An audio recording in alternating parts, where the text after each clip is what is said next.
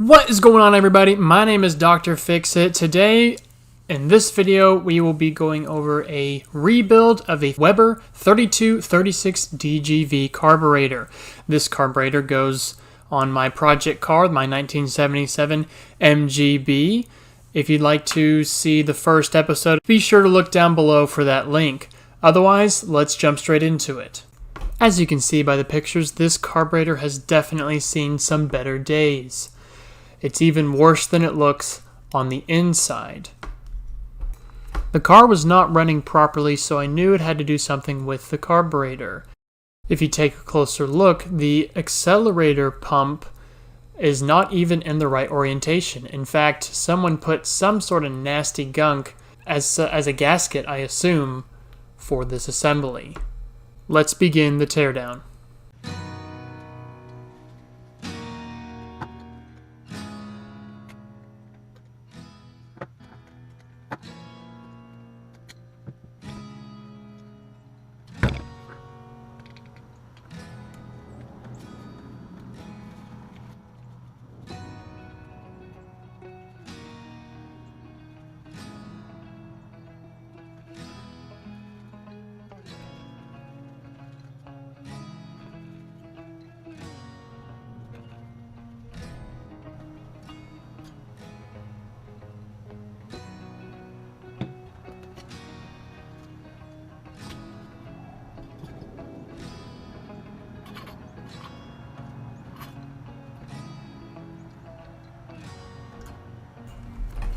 After taking the top half of the carburetor off, the gasket was worse for wear.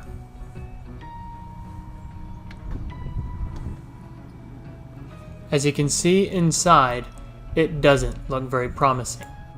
Inside the float bowl is what I can only assume is years of ethanol buildup. It is grainy, it is very fine, and it is very hard to get out.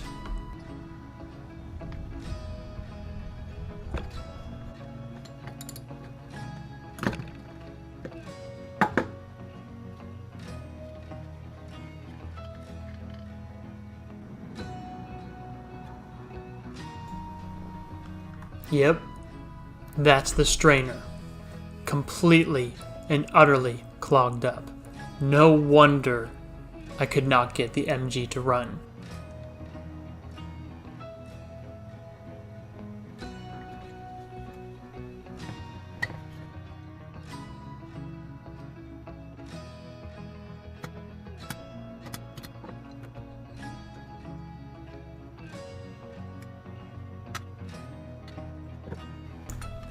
After removing the float bowl, I realized that's supposed to be brass and not black.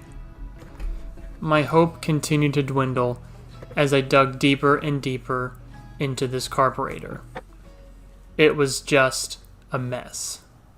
But, hey, who hasn't been a mess at one point in their life? I still believed that this rebuild was possible. So, I kept tearing it down.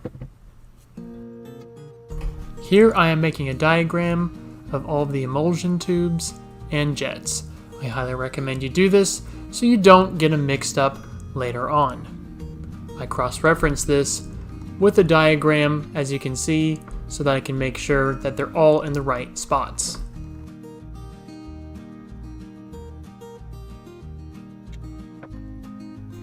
After cleaning the jets, I then proceeded to get to the power valve at the bottom of the bowl. There was so much soot that I had to knock it out of the area. Ugh, gross.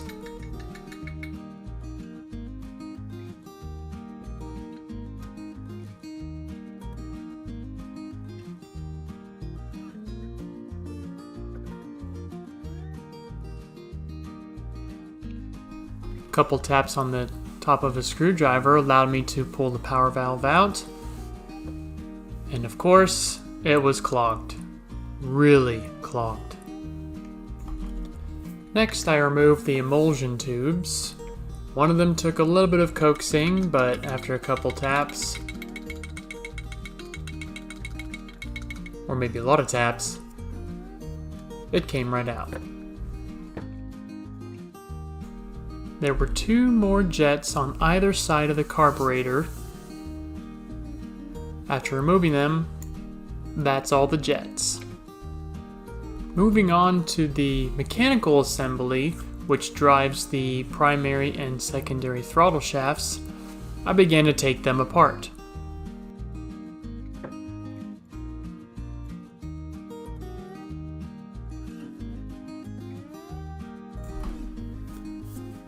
I lined up all the parts in the order that they were taken off.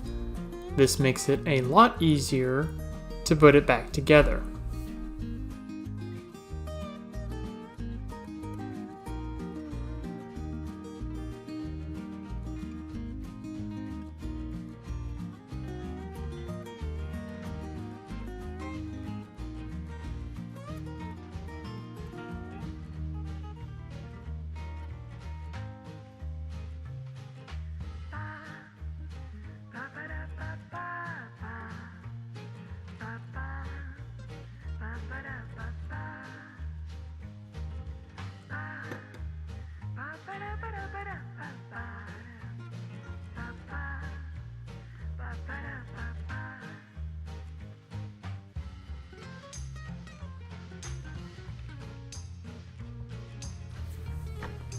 There's the primary throttle flap, and there's the primary throttle shaft.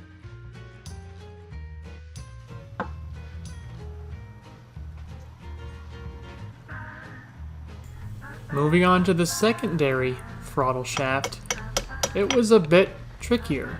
In fact, on my initial tests, the shaft didn't even move. It was totally seized in place.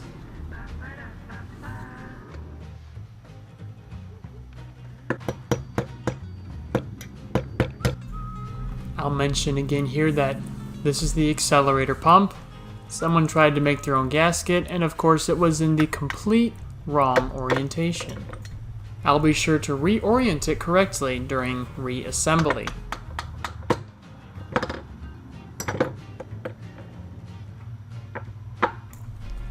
About this time in the disassembly, I again wondered, what am I getting myself into? There's a lot of parts on the table. I had never done a carburetor rebuild. I certainly was pushing my luck.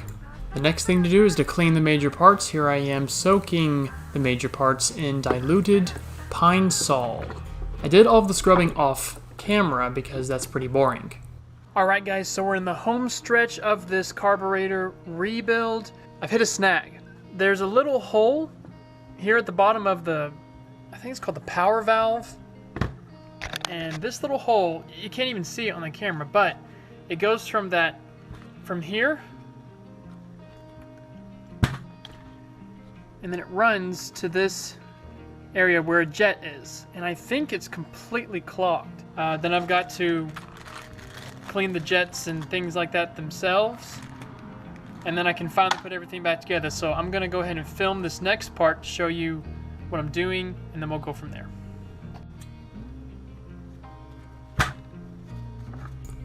I proceeded to take a paper clip and fish it into the blocked channel.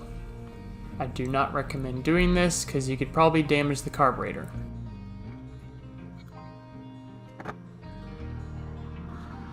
I'm finding some gunk on the tip of this, so I think it is clogged still. So I'm going to keep working on it with this and see if I can get that crap out of there. Right now I'm cleaning out this hole. Looks like there's a little bit of rust or some metal that may be rusted that's deposited in there. I'm trying to brush it out.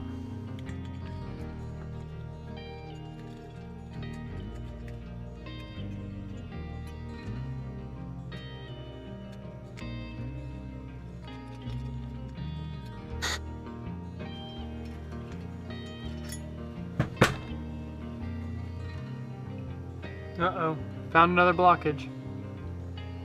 This hole, these 2 holes. Every channel seemed to be completely blocked, so I had to manually clean out all of the channels. There are probably better ways of doing it, but I didn't really know what I was doing, so please don't hate me too much in the comments. I put the jets in some carburetor cleaner to hopefully get most of the deposits off of them.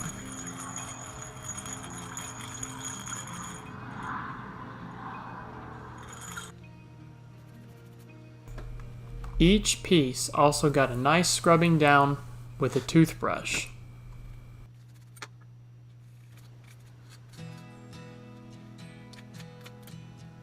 Spray it out. I also sprayed carburetor cleaner through each emulsion tube and jet just to make sure they are all cleaned out.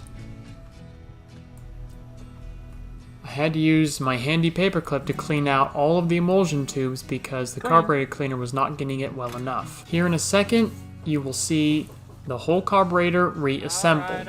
I didn't film the reassembly, mainly because I was just frustrated at this point. I didn't spend extra time filming because I just wanted it to be done. And here it is.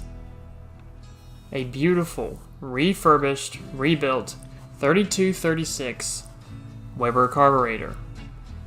I had a rebuild kit that was only $15 that I used to replace the gaskets, O-rings, needle and seat, and part of the power valve. As you can see here, both the primary and secondary throttles now open fully when the throttle is engaged. One thing to notice is that the accelerated pump is now able to engage because it's in the correct orientation. Before we started, this carburetor was a mess. Any decent person would have probably gotten rid of it or sold it on eBay. But I wanted to learn something new. I wanted to see if I could take on the challenge of taking something pretty mechanically complex and breathing new life into it again. Not to mention, these carburetors are pretty darn expensive if you want to get a new one anyway. They run roughly about $500. So, I saved a decent amount of money. If I were to do it all over again, I probably wouldn't soak it in Pine Sol, maybe some Purple Power instead, as well as maybe not being so aggressive with the paperclip. The entire rebuild took weeks to do. I mainly work on projects during the weekend, so that's why it took me so long. These type of projects teach you patience, something I think all of us need to work on.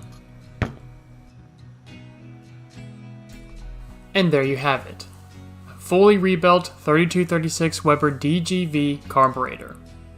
If you want to see this carburetor in action, you'll have to watch episode 1 of my 1977 MGB rebuild.